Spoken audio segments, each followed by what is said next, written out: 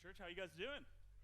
Pretty good. I'm just getting you ready for Easter. There might be some call and response next week, right? A little, he is risen indeed. So you're welcome. Giving you a little heads up now. If we haven't met yet, my name is Dominic Mass. I serve on staff here as our student ministry pastor, and it's my privilege to be able to dive into God's Word with you this morning. But before we get to the message, I have a quick, shameless plug for all of our students, because that's my job, and all of our students' families. In 2 weekends, we are taking the Student Life Weekend Retreat, where both middle school and high school are invited to come out to Skyview Ranch with us and have the time of their life. We're going to be talking about what it means to belong to Jesus, what it means to belong to one another, and we're just really, really excited for that weekend. So if you're a middle schooler, a high schooler, or a family connected to a student, go on our website.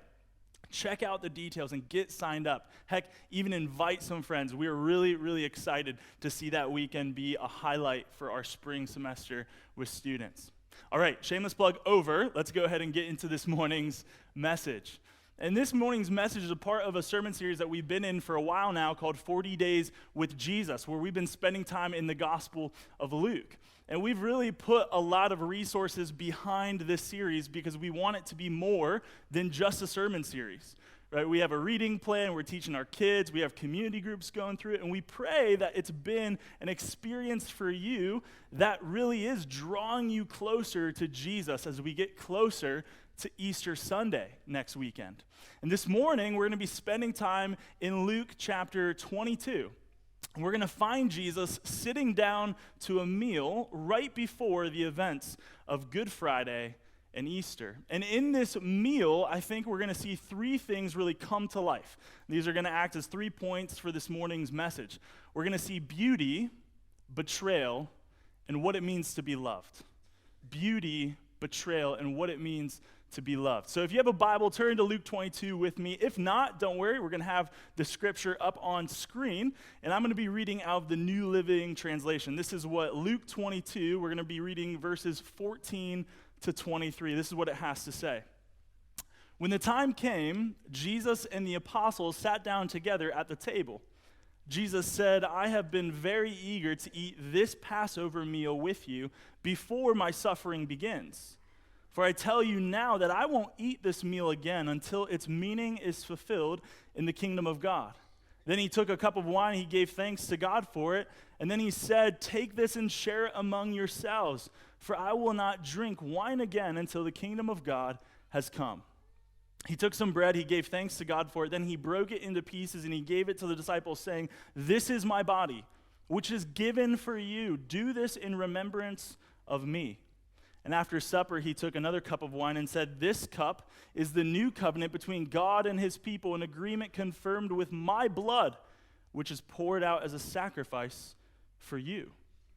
But here at this table, sitting among us as a friend, is the man who will betray me. For it has been determined that the Son of Man must die, but what sorrow awaits the one who betrays him?" The disciples began to ask each other which of them would ever do such a thing. This is God's word, and it's true. And this kind of feels like maybe some family dinners you've been at. Right?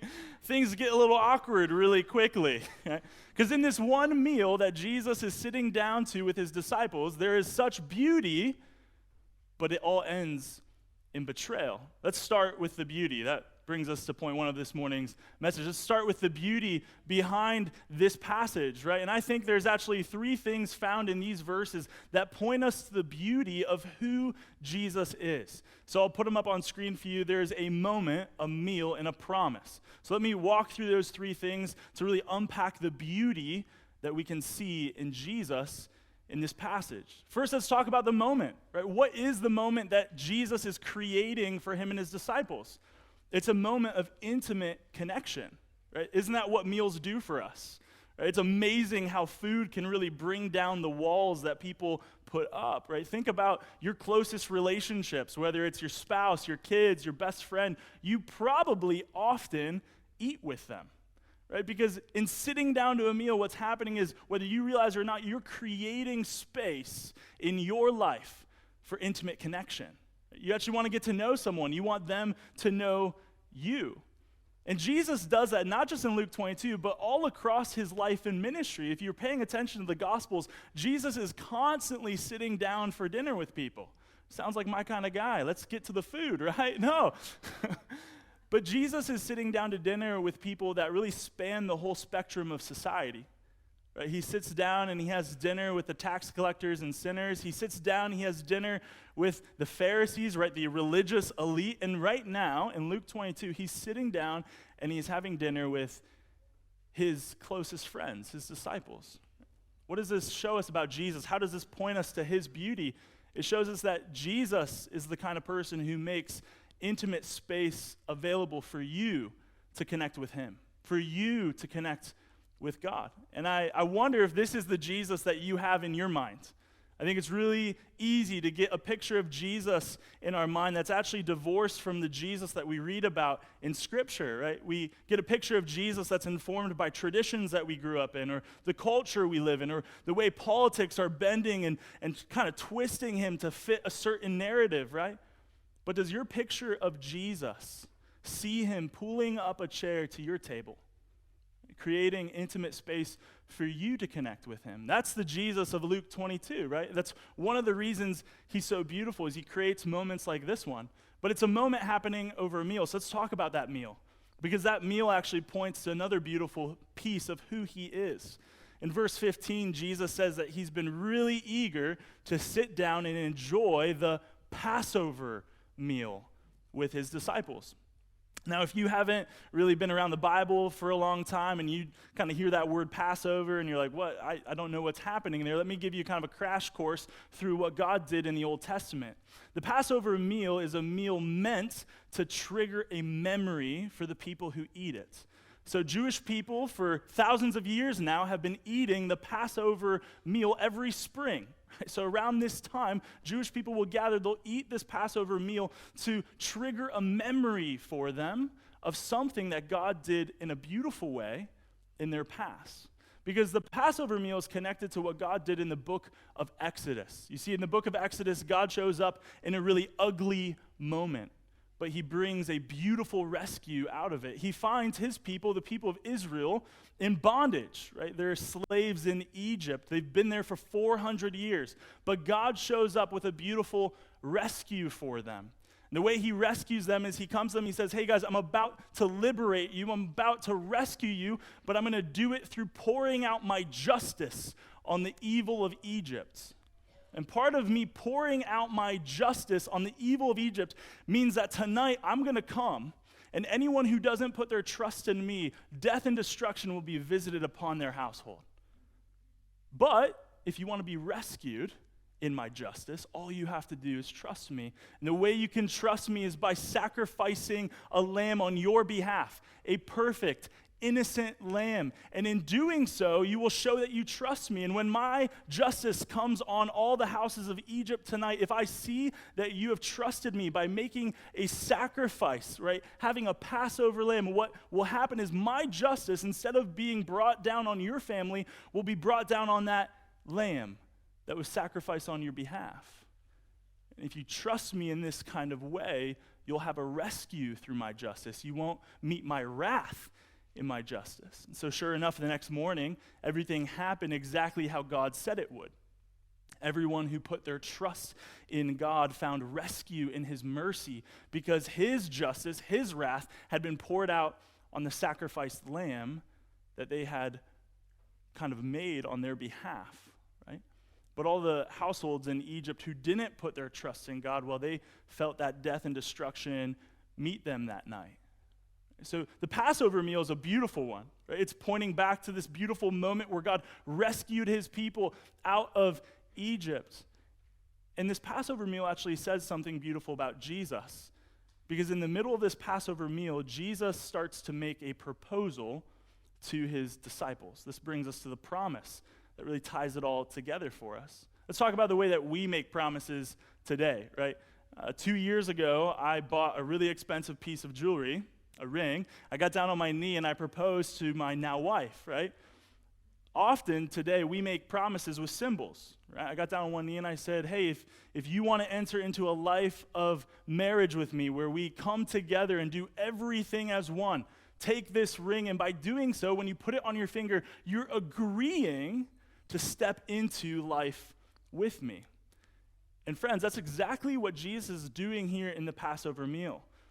Right? We might not see it that clearly because we're used to rings and other symbols of commitment, but in the ancient Near Eastern world, the way that you made a proposal to someone, whether it was a marriage proposal or a business proposal, is you took bread and you took wine and you sat down with them and you covered all the terms and agreements. And if they agreed to it, they would eat the bread with you, they would drink the wine with you, and then from that moment on, as soon as they got up from the meal, what was symbolized in that entire imagery, in that entire process and tradition, was that they were now one with you. So what is Jesus doing here at the Passover meal, right? This meal that is triggering such a beautiful memory of God rescuing people in the past. What is Jesus doing? He's making a proposal to his disciples. Did you hear the terms and the conditions that he lays out in verses 15 to 20, right? He says, this bread and this wine, they're not just a symbol of my commitment to you, but they actually represent what I'm about to do. Because here's the proposal. It's me for you. My body, my blood poured out so that you might have a new relationship with God. A relationship that's not marked by his wrath, but a relationship that's marked by his forgiveness, his mercy, his love for you. In the midst of this beautiful moment where they're having this beautiful meal, Jesus makes a beautiful promise, right, of it's him for them, it's him for us. And here's the beauty of Jesus, right? I hope if you're getting anything out of this first point of his beauty is Jesus shows us a God who is not just rescuing people in the past, but he is committed to rescuing people right here, right now. That's the beauty of this passage. That's the beauty of this moment and this meal and this promise. Jesus is saying, yes, as we remember what God did in Egypt, wake up and see he's doing something right here in front of you. And that is so, so beautiful to encounter. But the temperature in the room is about to change because we now arrive to point 2 of this morning's message, which is betrayal. Verse 21, right after this beautiful moment, this beautiful meal, this beautiful promise, what happens? Jesus drops a bombshell. He says that in the midst of this beauty, there is betrayal stewing. Right? He says that someone in the room is about to betray him in verse 21. So let's kind of sit in this betrayal, because if you're familiar with the story of the gospel and the events that are about to happen in the next 24 to 72 hours in the life of Jesus, you know that the person who is going to betray him in the most dramatic fashion goes by the name of Judas Iscariot. Right? There's a reason why none of you named your kid Judas. Right? It's pretty well known, right? He kind of steals the spotlight for betraying Jesus. But let's not move so quickly past the betrayal, because I actually think there's something deeper here. If you keep reading past verse 21, in verse 23, the disciples react to the news that Jesus just dropped on them. And what do?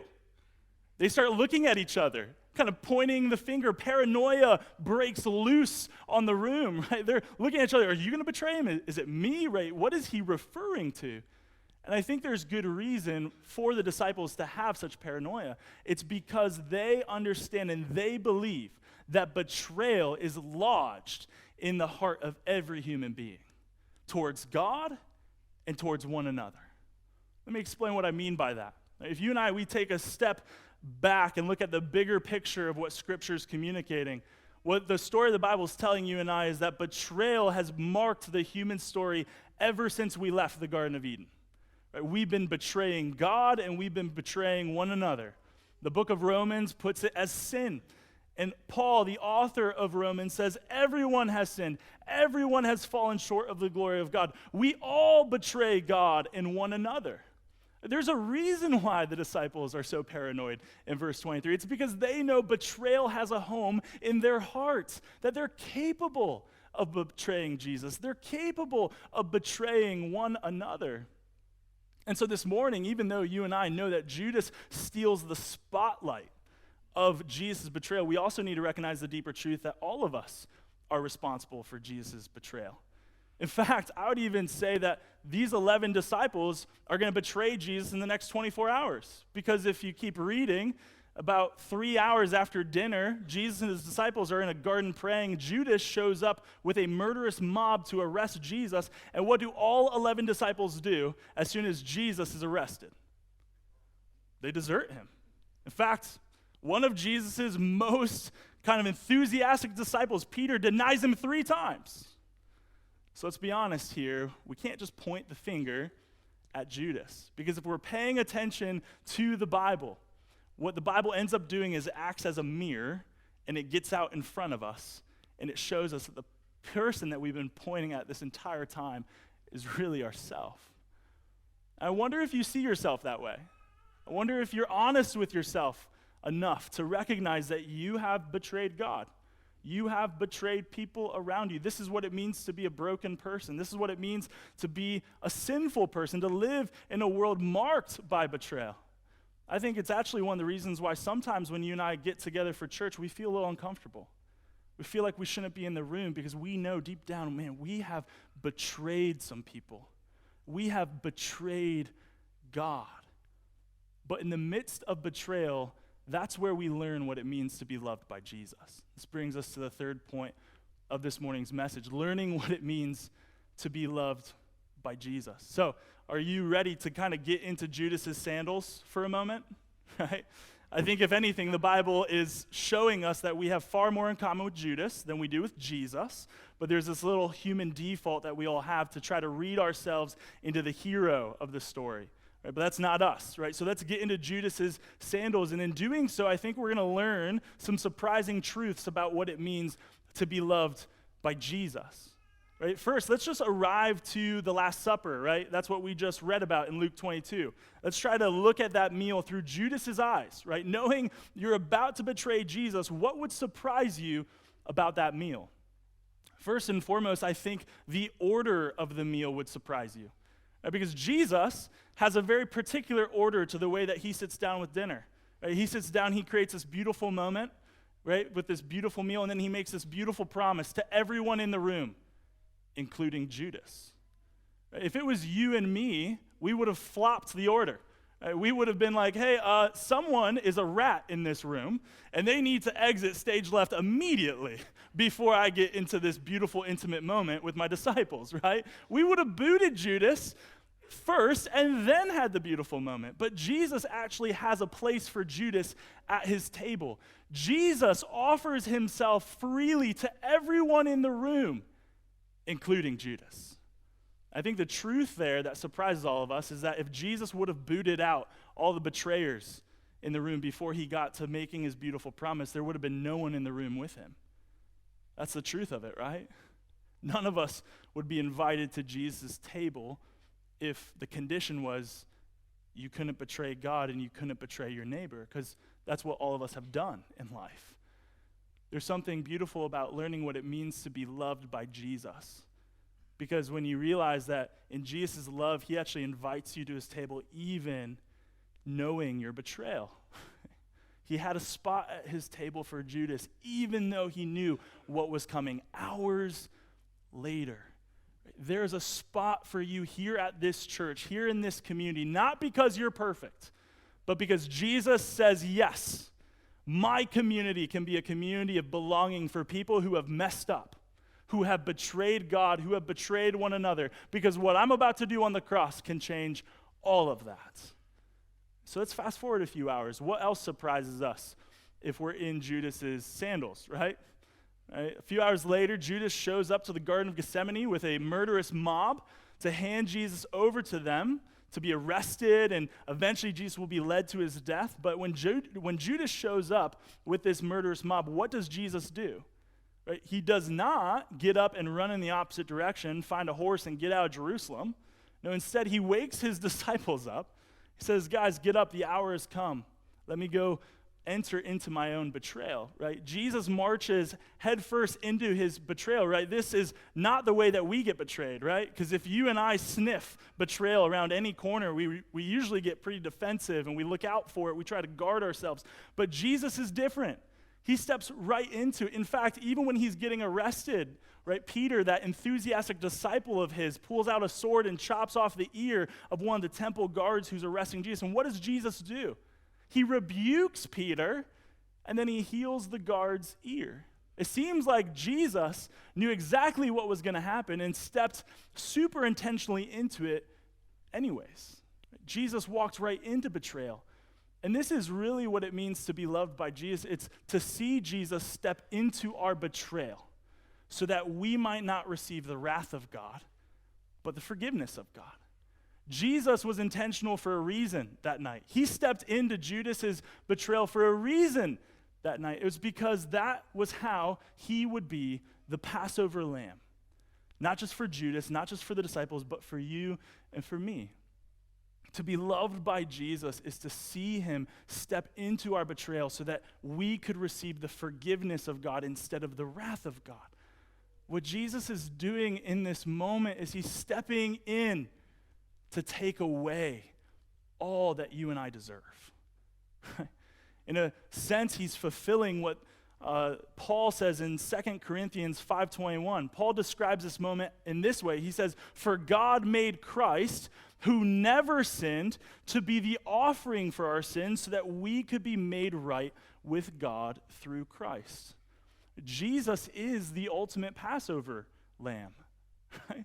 He's a Passover lamb that's greater than the one that Israel had in Egypt. He's one for all of us, for all of mankind. He's stepping in to absorb the consequences for our betrayal so that we might not receive the wrath of God, but the mercy of God. And this is profound. Guys, this is what it means to be a Christian. If you're here today and you're wrestling with kind of what it means to be someone who's on a spiritual journey and you're checking out Jesus, you're checking out this church, I just want to let you know quite simply, this is what it means to be a Christian. Is to say, yes, the body and blood of Jesus is enough for me. He stepped in as my Passover lamb. Even when I betrayed God and I betrayed others, Jesus stepped into the penalty for that betrayal so that I might receive the forgiveness of God instead of the wrath of God. That's what it means to be a Christian. Quite simply, but that changes everything about life. And if you're willing to take that step of faith this morning to say, yeah, I believe Jesus' body and blood is enough for me. He can be my Passover lamb. I want to invite you, make a decision today to trust him, to follow him. Pray with someone. We're going to have a prayer team up front after the service. We want to go on that journey with you. But now let me talk to you Christians in the room, my brothers, my sisters, people who have made that decision before. I want you to see something beautifully true in this moment. Because Jesus has stepped in on your behalf to rescue you from the wrath of God, he stepped into your betrayal so that you wouldn't experience the wrath of God, but his forgiveness. This is true of you. You no longer own your sin. No longer. It's not yours. So every time you're living in the shadow of shame, every time you're staying up late at night, just replaying mistakes that you've made in your head, you are confusing the Son of God. Because he stepped in on your behalf to own all of that for you. So that you wouldn't have to shoulder that shame, so that you wouldn't have to live with that mistake replaying in your head. Jesus went to the cross for that. Jesus came to set you free from that.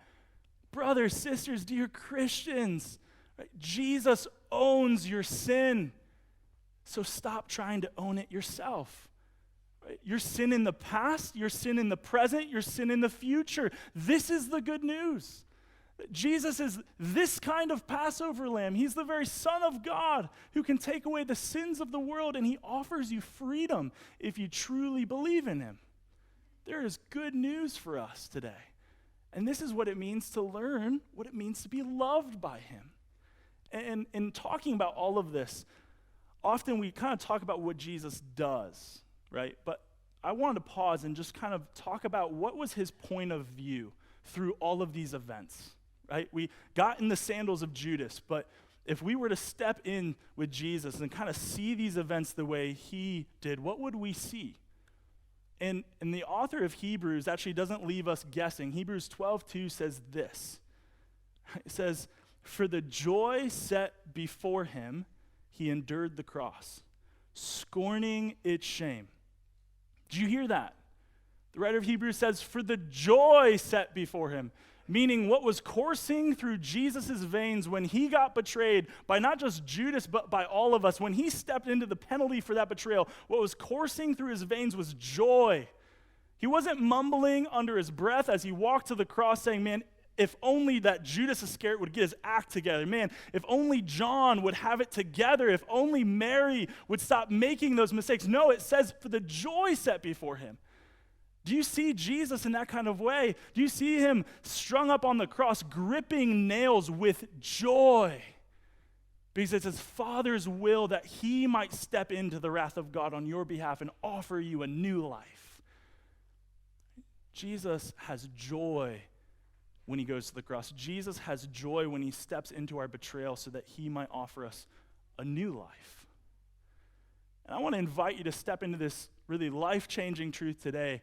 And we're going to kind of close in a moment, but before we close this message and kind of transition into worship, I just want to mention something that happened recently that I think really has to do with what we're talking about this morning. Wilmore, Kentucky is home of Asbury University. About a month ago, a revival broke out there. You probably read about it. There was a lot of worship, a lot of confessing of sin, a lot of prayer. And something started to happen at this revival on repeat. People would get up and they would start to confess their sin. And I'm talking about really ugly stuff, right? Stuff that you would be ashamed to even admit to yourself. But they confess their sin in front of a room of about 1,000 plus. And after each person confessed their sin, the entire room would respond in unison, telling them something. I want you to hear the words that were echoed through that room numerous times. So right after someone confessed their sin, the entire room of 1,000 plus people would say these words: "The blood of Jesus forgives you." I just want you to feel that moment.